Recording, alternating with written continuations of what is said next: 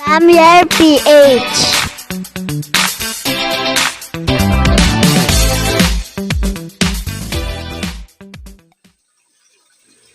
Hi guys, welcome back sa aking channel. Update ko nga pala kayo guys dito sa ating alagang ulang guys. Kasi malapit na tayo mag 1 month guys simula nung binili natin tong mga ulang natin guys.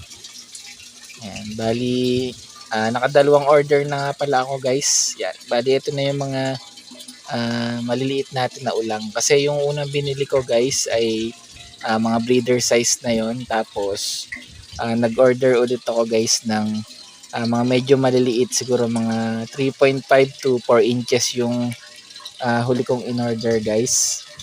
Yan, bali nilagay ko dito sa tank na to ay nasa 20 pieces guys. Kaya kung mapapansin nyo guys, nilagyan ko yan ng mga siit or mga kawayan.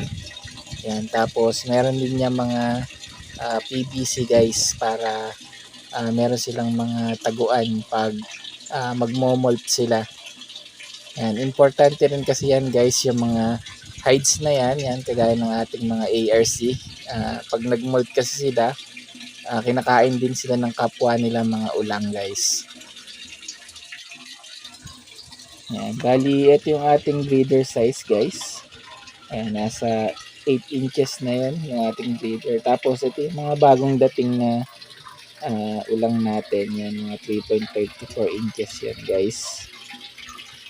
Ayan, tapos yan, may kasama yung mga red tilapia guys. Ayan, tapos yan, binigyan ko nga pala ng papaya guys. Ayan, bali ang natira na lang dyan ay yung balat. Mamaya tatanggalin na rin natin yan para hindi na dumumi yung tubig natin guys. Ayan, tapos yan, kailangan talaga natin ng mga hides na mapagtataguan nila para in case na mag-away sila or may nag-molt yan, meron silang mga matataguan. Kasi importante yan guys, yung mga hides na yan. Yan ang magsisilbing taguan nila or pagtatakas sila sa mga kapwa nila mga ulang. Kasi guys, parang ARC din yan. Kinakain din nila yung kapwa nila ulang. Yan, kaya need talaga natin guys ng mga hides.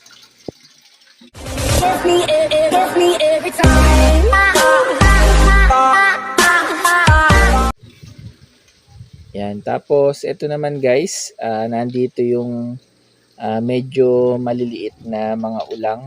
Yan, bali sineperate natin to guys. Mas maliit kasi to dun sa nilagay natin sa tank. Bali ito yung mga nasa 3 inches pa lang guys na size. Mas maganda rin kasi na sineseparate natin yung mga malalaki doon sa maliliit guys, kasi kawawa naman yung mga maliliit na ulang guys. Binubuli talaga sila ng mga malalaking ulang.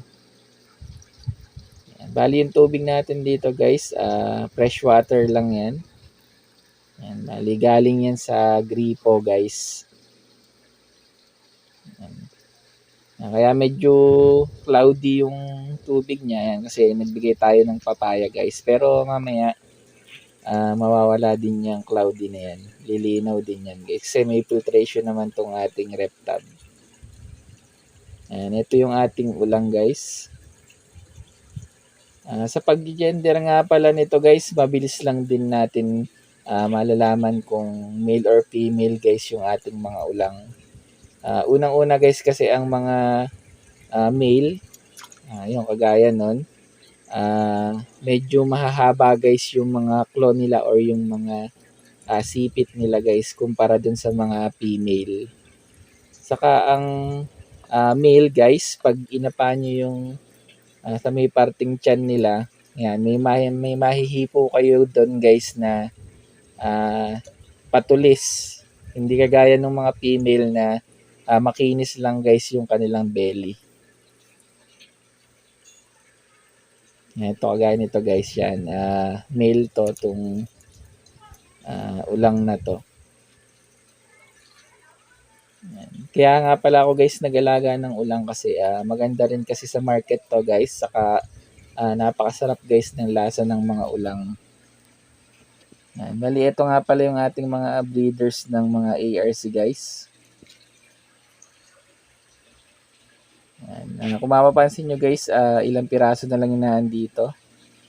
Yan. Kasi yung iba nating ARC guys na dun sa isang ginagawa natin na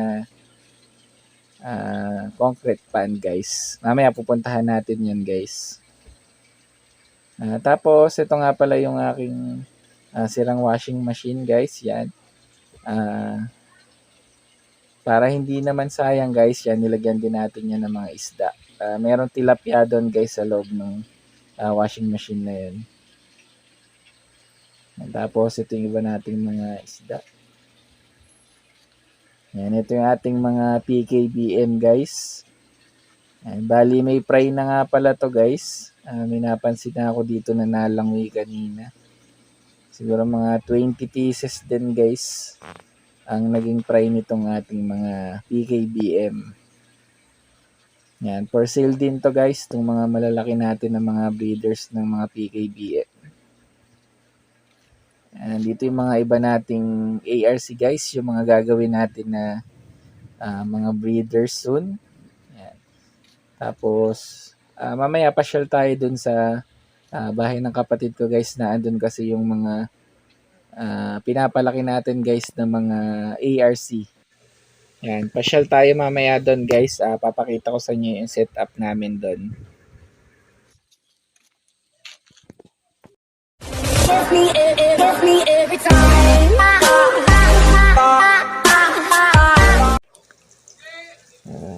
Ito na nga guys, nandito na tayo sa bahay ng kapatid ko guys. Yan, nagpagawa kami dito ng concrete pan guys. Yan, nandito yung mga grow out natin ng mga ARC. Yan, bali sa gilid lang to ng bahay nila. Yan, medyo maliit lang yung space pero pahaba naman to guys, kaya marami tayong mailalaman dito guys ng mga ARC. Ihanap muna tayo guys. Bali mga blue jeans nga pala yung nilagay ko dito. Yan, para sama-sama sila dito guys, yung mga blue jeans na nandito. Yan, ito yung filtration natin. Yan. Binutasan natin ng marami yung PVC. Ayan, para magsisilbing oxygen guys ng ating mga ARC. Yan, ito yung sample guys ng size ng ating mga nandito na mga blue jeans na ARC. Yan, medyo marami-rami rin guys yung nandito, siguro mga 400 to 500 pieces na ARC yung nandito. Hindi lang masyadong kita yung mga hides nila, pero marami yung PVC guys, saka mga bato. Yan, kaya safe yung mga ARC natin dyan guys. Yan, tapos ito yung iba nating mga railings pa. Yan, mga half inch to 1 inch pa lang yung mga nandito guys. Yan, ito yung mga size nila. Yan, blue jeans pa rin to guys, itong mga nandito natin na ARC. Yan, yan, bali 1,000 pieces guys yung nandiyan sa tatlong rep tab natin.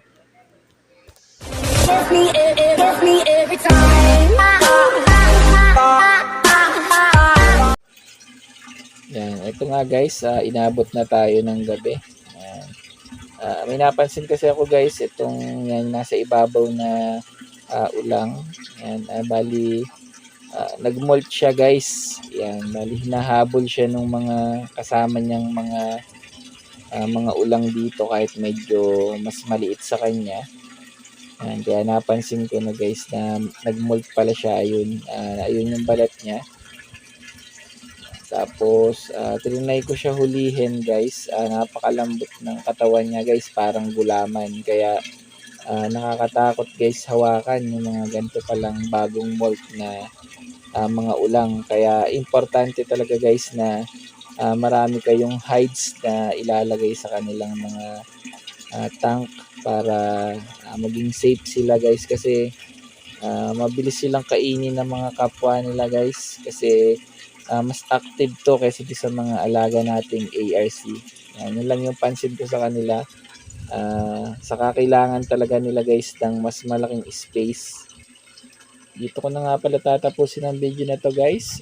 Salamat sa mga nanood at sa mga manonood pa lang. Maraming salamat guys. Peace out.